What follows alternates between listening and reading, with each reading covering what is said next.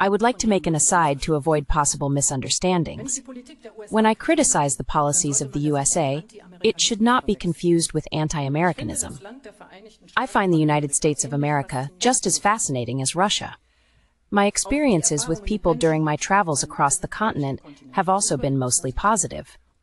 I believe it is legitimate for a country to primarily think of itself and pursue its interests. Also seine Interessen verfolgt. Und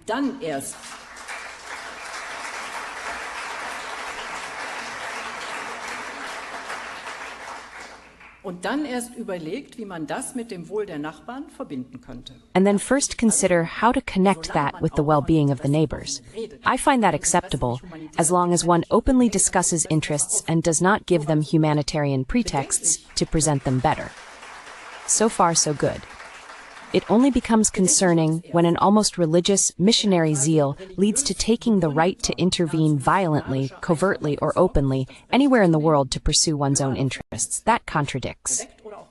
Gewaltsam einzugreifen, eigene Interessen zu verfolgen. Das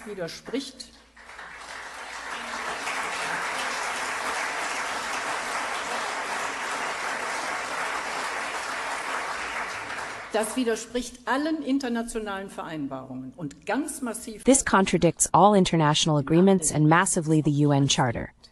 In the name of democracy, not everything is allowed. Now for the assessment. This includes the observation that the tragedy of Ukraine is not only reflected in the dead, injured, traumatized, and the indescribable destruction of the country.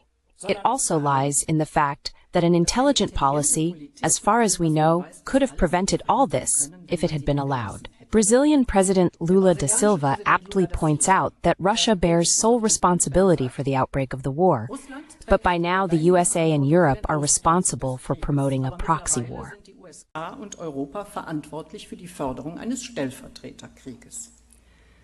Gerade mal 4 Wochen nach Ausbruch des Krieges. Just 4 weeks after the outbreak of the war, there was a great opportunity to end it. Through the mediation of the then Israeli Prime Minister Bennett, negotiations took place in Istanbul. These were successful. Although not all points were clarified, the direction was clear. Above all, there was a willingness to resolve the disputes diplomatically, even regarding the complicated issue of Crimea. The whole thing did not fail because of Russia, but because ending the war at that time was not in the interest of the Western community of states. That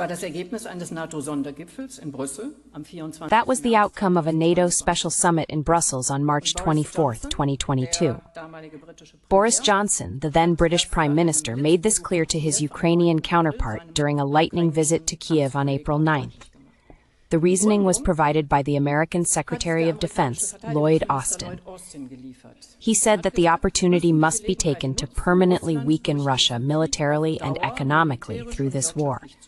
So it was not primarily about the well-being of Ukraine. Thus, everything that had been achieved up to that point was rendered obsolete. Und vor diesem Hintergrund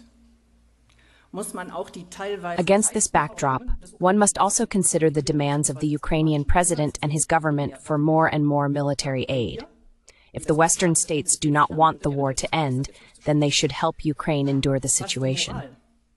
As for the morale and perseverance of the Ukrainians, it is certainly still present. However, it seems increasingly clear to more Ukrainians that they are being sacrificed for geopolitical interests.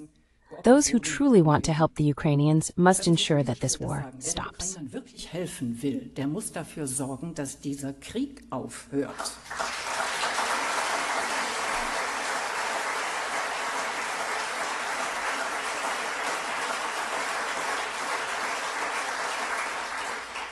Dass das nach gut 2 Jahren Abnutzungskrieg that the war of attrition will turn out less favorably for Ukraine after more than 2 years than before, keyword Istanbul, March 2022, is quite sad.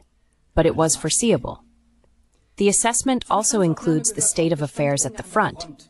It is well known that it is not easy to obtain reliable information in war, so caution is advised. The Ukrainian surprise attack, the so-called Kursk offensive, has apparently stalled.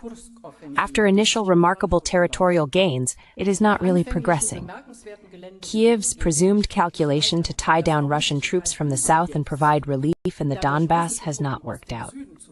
Also für Entlastung im Donbass zu sorgen, ist nicht aufgegangen.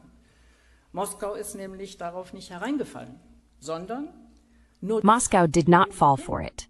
Instead, it is using the already existing Ukrainian weakness in terms of personnel and equipment to advance further in the Donbass. This area is much more interesting for Russia.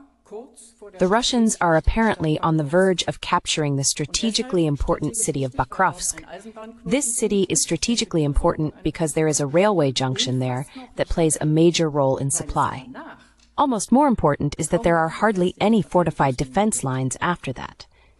What various military bloggers note is that the areas captured by Russia are now hardly destroyed compared to the beginning of the war. Im Vergleich zum Beginn des Krieges kaum zerstört sind. Das lässt den Schluss zu, dass die ukrainische Gegenwehr This leads to the conclusion that the Ukrainian resistance is significantly weakening. The Ukrainian telegram channel Deep State, considered one of the most reliable Ukrainian sources, reports dramatic personnel issues in the southeast and significant material losses in the Kursk region. The British Times and The Economist report similar findings. Taken together, this does not suggest that Ukraine can hold out for much longer, especially considering the massive Russian airstrikes in recent days, which primarily target the destruction of infrastructure. So schnell kann man die Stromversorgung und die Heizkraftwerke. The power supply and heating plants cannot be repaired as quickly as they are repeatedly destroyed. The Ukrainian reports of successful defense are apparently embellished.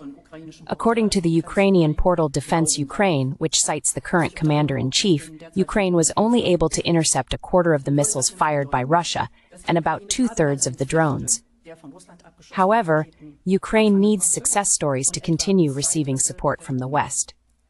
Die Ukraine braucht aber Erfolgsmeldungen, den Westen bei der Stange zu halten. Und je verzweifelter die Lage wird, and the more desperate the situation becomes, the greater the risk that panic, rather than reason, will dictate behavior. It is no secret that Zelensky and his government are doing everything possible to draw NATO into this war. Essentially, it is more of a theoretical discussion whether the West is a party to the war or not. According to the scientific service of the German Bundestag from March 2022, one does not become a party to the war simply by supplying weapons, but by training soldiers. By the end of last year, about 8,000 Ukrainian soldiers had already undergone training with the Bundeswehr. Ende des vergangenen Jahres schon etwa 8.000 ukrainische Soldaten durchlaufen. Es hängt also schon lange nicht mehr von uns ab, ob wir Kriegspartei sind oder nicht. It no longer depends on us whether we are a party to the war or not, but rather on how Moscow perceives our behavior. The situation could not be more deadlocked. It doesn't get better when those who call for diplomatic activities are more or less suspected of being on Moscow's payroll. It should be in Germany's and the EU's own interest to develop de-escalation concepts and work out a plan for the time after. However, these initiatives are not coming from Germany or the EU, but from China, African states, and Brazil. These countries would be far away if the situation here spirals out of control. Dabei wären diese Länder weit vom Schuss, wenn die Sache hier aus dem Ruder läuft. Da würden Deutschland und die umliegenden Länder zum Schlachtfeld, nicht Brasilien. Germany and the surrounding countries would become the battlefield, not Brazil or China, and not the USA either. Let's